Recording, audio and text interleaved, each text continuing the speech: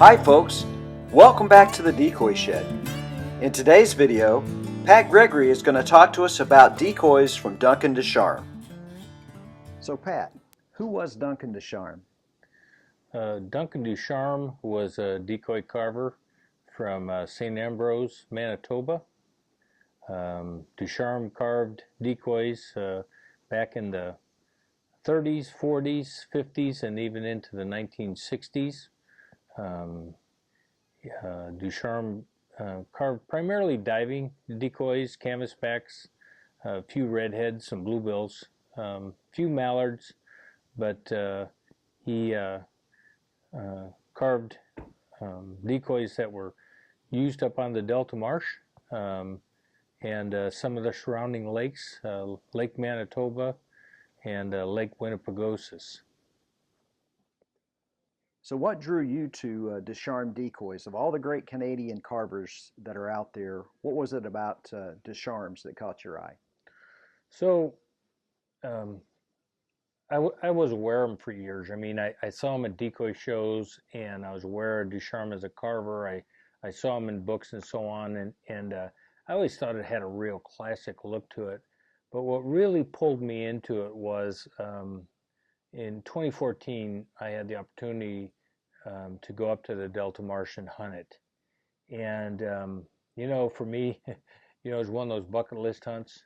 But I thought, how cool would it be to actually obtain a Ducharme decoy and shoot some canvasbacks over a Ducharme? And so what I did is I contacted longtime collector Joe Tonelli. I knew Joe had some Ducharmes. I went up to his place. I purchased my first Ducharme decoy, which was this canvasback hen. And I also I contacted a friend of mine, Paul Wade, who's the editor for Delta magazine, and Paul had suggested that we go to Delta and we hunt it. So in September of 2014, Paul and I made the trek up to Delta. We actually stayed in Kirkoffer's Lodge. Amazing story there. It's just an amazing facility right in the bed of the Delta Research Station, and we hunted the Delta Marsh. We were actually able to take this canvasback out, and we hunted 3 days.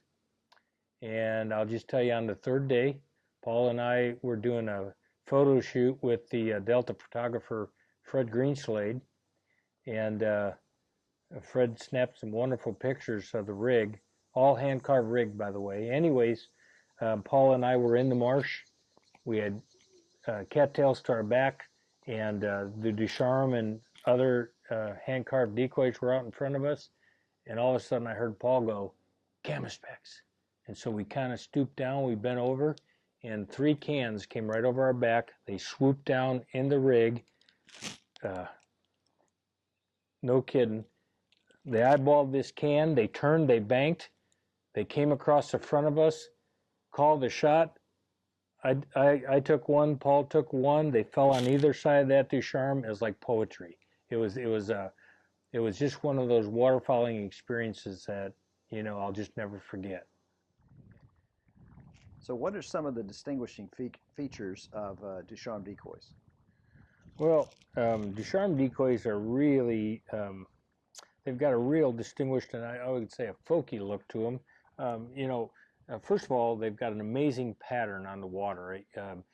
In hand, they look maybe a little bit clunky, but I can tell you, having hunted over this decoy on the water, they look amazing. This looks as much like a canvasback hen as anything I've seen. But feature-wise, it's a white cedar body, probably either a cedar or pine head.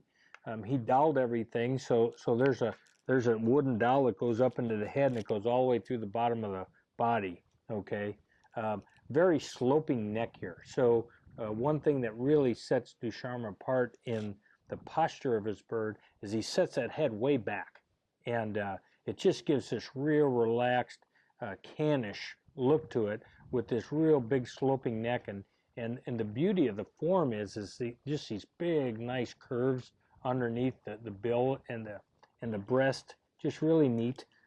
He also cut the body. He kind of beveled them on an angle, both the rump and the chest there, and not sure the purpose of that, but it's real classic Ducharme, right? The other thing I've noticed on most all the Ducharmes I've seen is there's a saw mark right in the back of the seat of the neck. So what he did is he had the seat of the neck cut, and he'd come in and he'd cut this out, and then he'd carve this down. And so I've just seen this saw mark on most all these Ducharme decoys, especially the canvasbacks. Real snaky head. As far as a body goes, and I'm sorry, the head goes, and the body, you can see that it's really, the chest is very atypical. I mean, most decoys, like most diver decoys, you would see the chest would be the wider part of the decoy, not Ducharme. He brings and tapers that chest down real tight here.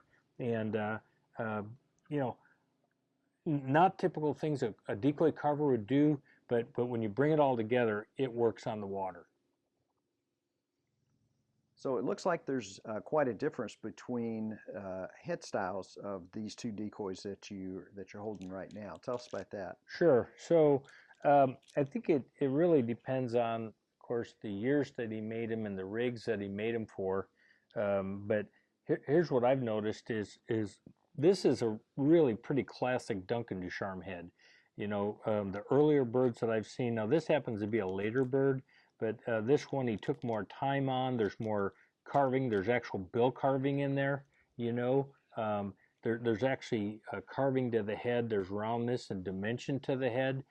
So most of the Ducharme decoys that I've seen have really had this type of head.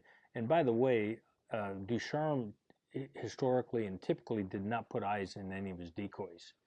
The other head that I've seen has been more of this style head. Again, this one was from the Gaylord rig. It's a much thinner head, okay? The bill is somewhat squarish. You know, a head like this, and I can only speculate as a carver, but, you know, a head like this, these were probably done a lot faster, you know, and maybe more of a production style head. Like I know, for example, he got help on these decoys by Harry Chartrand. He got help on these decoys by Clayton Gaylord and Peter Ward. So my guess is that these heads were done more of in a production style versus this head. You know, this is probably where Duncan sat down probably with a jackknife and actually did some carving on the head. So a couple different head styles here, you know, on a Ducharme decoy, but the same real classic folky pose. I noticed that these two birds also have different keels on them. Is there a story behind that? Sure.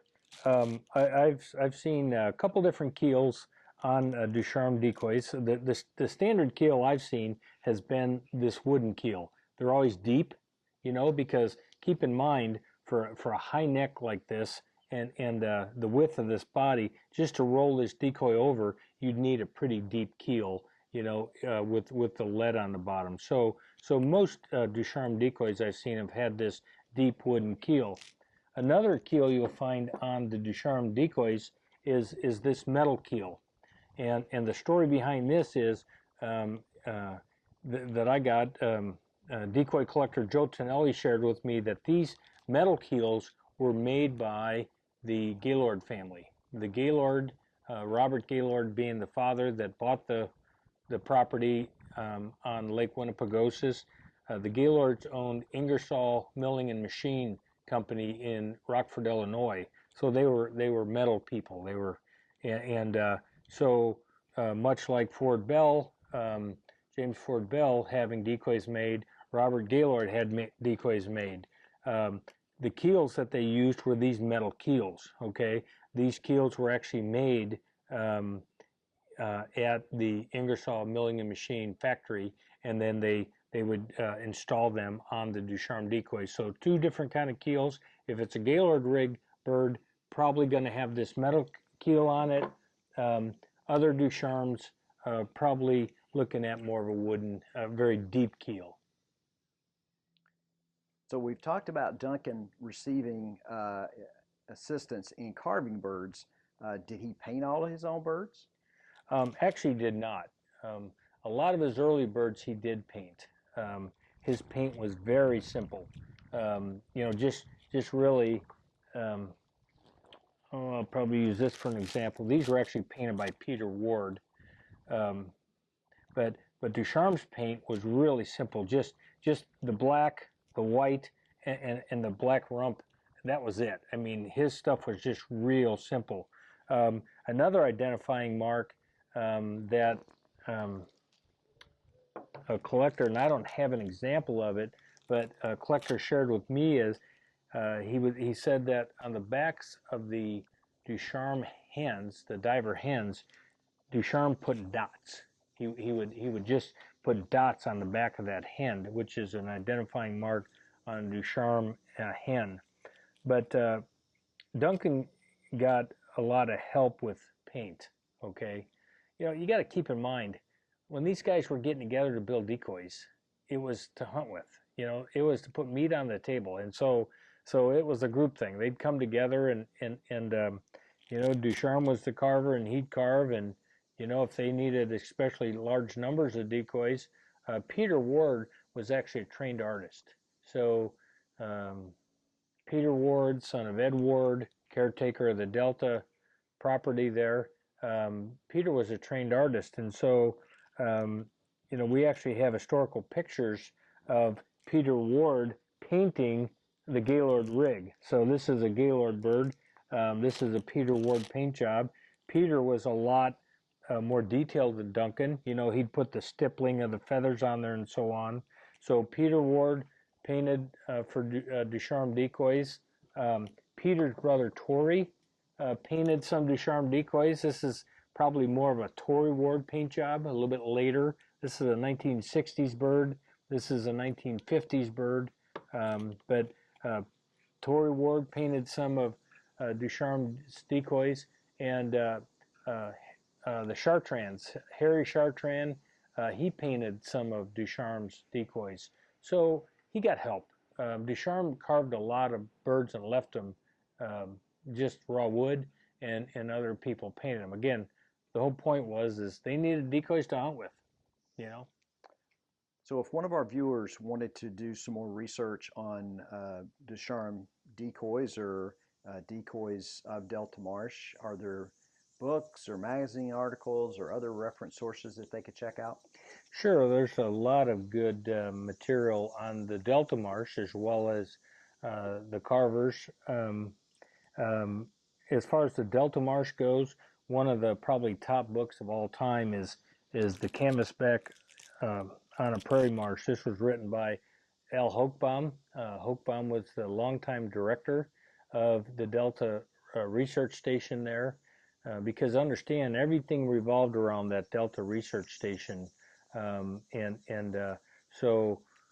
this was a culmination of Hochbaum's early work on the Delta Marsh. So this is a great resource. This is more of a biology focus, so so just know that going into it. So that one's pretty technical, is what you're saying. Very technical. Okay. So after about 3 chapters, it gets pretty technical.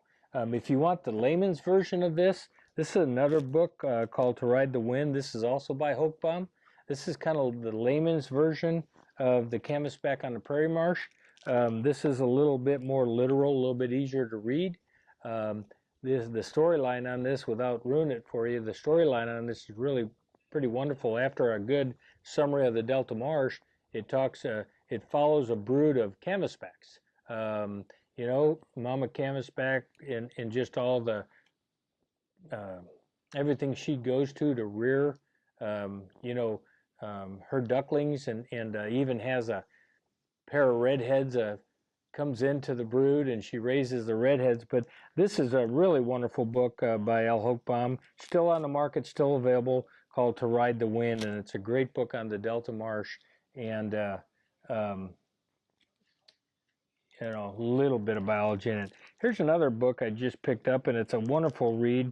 Jimmy Robinson. This is a little bit more nonfiction, right?